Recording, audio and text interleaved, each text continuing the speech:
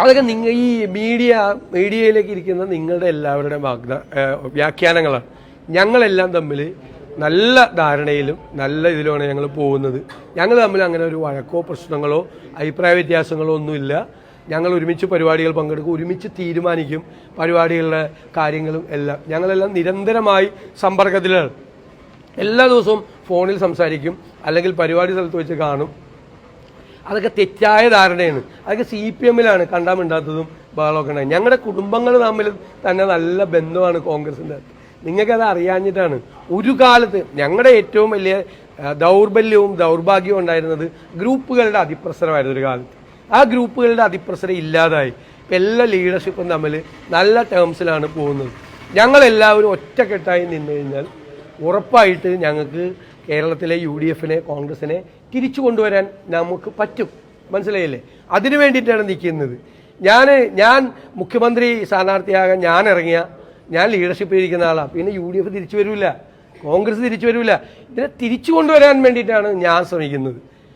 എല്ലാവരെയും കൂട്ടിയോജിപ്പിച്ചുകൊണ്ട് എനിക്ക് കിട്ടിയിരിക്കുന്ന അസൈൻമെൻറ്റ്, ഡൽഹി ദേശീയ നേതൃത്വവും കേരളത്തിലെ MLA-മാരും കോൺഗ്രസ് MLA-മാരും തന്നിരിക്കുന്ന അസൈൻമെൻറ്റ് നമുക്ക് തുടർഭരണം പോയി ഇല്ലേ, നഷ്ടപ്പെട്ടു നമുക്ക്. അപ്പം ഇതിനെ തിരിച്ചു കൊണ്ടുവരാൻ വേണ്ടിയിട്ടുള്ള കാര്യമാണ് ചെയ്യുന്നത്. ഞങ്ങളത് ഭംഗിയായിട്ട് നിർവഹിക്കുന്നുണ്ട്. ചെറിയ ഇതൊക്കെ വരും. ജനാധിപത്യ പാർട്ടിയല്ലേ, അഭിപ്രായങ്ങൾ വരും. ഇപ്പം ഇരുമ്പ് പറയലുണ്ടായിരുന്നൊരു പാർട്ടിയുടെ പുറത്ത് അത്രയൊന്നും പ്രശ്നം കോൺഗ്രസ്സിലില്ലല്ലോ. എന്തോരം പേരെ ഇപ്പോൾ വന്ന് കോൺഗ്രസ് ചേരണത് നിങ്ങളൊന്നും കാണുന്നില്ല, വാർത്തയും കൊടുക്കണില്ല, ഒന്നുമില്ല. ഏതെങ്കിലും അറിയപ്പെടാത്ത ഒരാൾ കോൺഗ്രസ് വിട്ടുപോയാൽ അന്നത്തെ ദിവസം 5-6 മണിക്കൂർ ചർച്ച ചെയ്യണം. എന്തോരം പേരെ കോൺഗ്രസ് ഞാനിപ്പോൾ എറണാകുളത്ത് നിന്നല്ല സംസാരിക്കുന്നത്.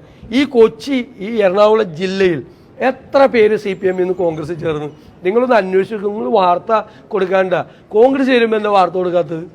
ഈ വയനാട് പുനരധിവാസ പട്ടികയിലെ കരട് പട്ടികയിൽ അർഹരായ പലരും ഉൾപ്പെട്ടിട്ടില്ല, പല പേരുകൾ ഇരട്ടിപ്പുണ്ടായിട്ടുണ്ട്.